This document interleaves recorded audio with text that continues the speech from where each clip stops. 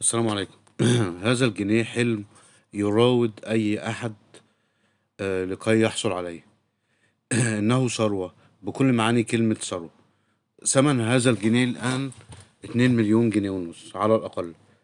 حكاية فلاح مصري فصيح لم يكن يقرأ ولا يكتب، ولكن كان يقرأ الكف ويرى الطالع من فنجان القهوة.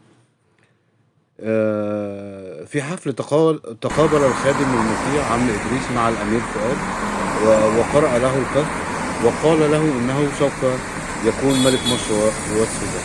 فابتسم الأمير وقال له: هذا شبه مستحيل، وإن أصبحت ملك مصر والسودان سوف أضع صورتك على الجنيه. وبالفعل حدث ما توقعه عم إدريس، وتوفى السلطان حسين كامل في سنة 1917. وكان من المفترض أن يتولى عرش مصر ابنه الأمير كمال الدين حسين كامل العرش، ولكن المندوب السامي البريطاني رفض أن يكون على عرش مصر الأمير كمال الدين، وفضل أن يكون فؤاد على العرش، لعلمه أنه سوف يخضع لمطالب الاحتلال وسهل إملاؤه بكل شيء دون اعتراض، ولعلمه أنه بعيد عن الشعب ولا يتحدث العربية الجيدة.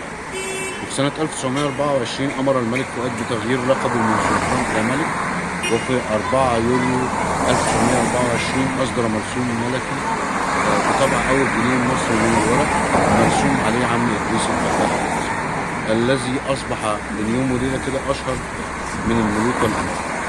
وهناك قصة أخرى وهي أن عم إدريس حلم أن الأمير سوف يصبح ملك، ورواية ثالثة إن عم إدريس نفس القصة حلم برضه إنه هيصبح ملك. ويقال إن عم إدريس كان جنايني مسؤول بالفستاني عند الملك، والأمير وعده إن أول ما يمسك الحكم لو حلمه اتحقق هيطبع صورته على. وتعددت الروايات في القصة دي،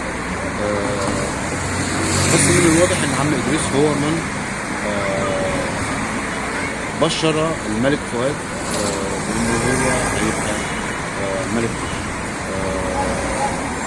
دولة ماشية بالجنيه. الجنيه بتاع عم إدريس ده يساوي 2 مليون جنيه ونص، وهو من أغلى العملات المصرية في عهد الملكية، زائد ريال السلطان فؤاد. يوم في مصر، هو ده صورة الجنيه. يوم في مصر، جمال المغازي. السلام عليكم.